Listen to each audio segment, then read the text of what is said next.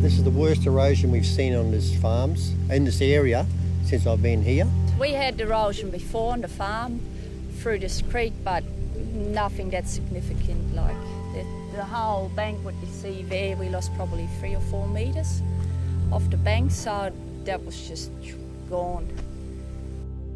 And it's just a raging torrent. I think he's taking everything with it as it comes down the river.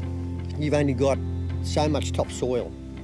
And when I start a farm with the old man was life, he told me you've got to look after your soil because they've got that much. Once you lose it, well, you've got nothing left to grow stuff on. I am here helping out with a project on the Mossman catchment, and we're doing some waterways repairs work. So today we're doing some revegetation. Previously we've done some rock wall work trying to build some resilience into these waterways. We were getting the creek banks fixed up, and now we're planting trees at least to stabilise the banks, trying to hold it together. And we can see on the farm here where we got trees, we don't have the issues. A little bit slow getting swung over the trees to start with, but I can see the logic in it now, because I just looked, there's trees up the river. They've been there for 100 years and we've got no real damage on the banks. We have seen some of this work done elsewhere, and it has worked. It is also one of the best practice methods of putting together these places once they've been damaged. In an untouched system, there are very few rock walls like this, of course, so it's mostly vegetation that holds these creeks together. We're never going to be able to put these systems back completely to the way they were.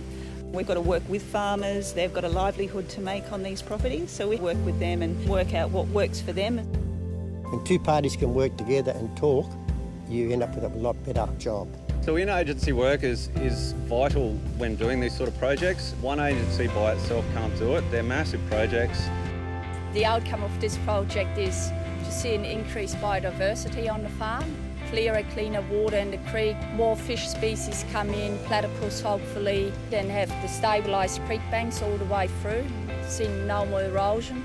What we're hoping to achieve at the end of this is basically lush green re-veges. We're hoping to see the river systems return back to their normal state. We're trying to minimise and stop erosion. We're trying to bring the habitat back for all the native animals. Basically just providing that framework for a cleaner waterway, which benefits the reef.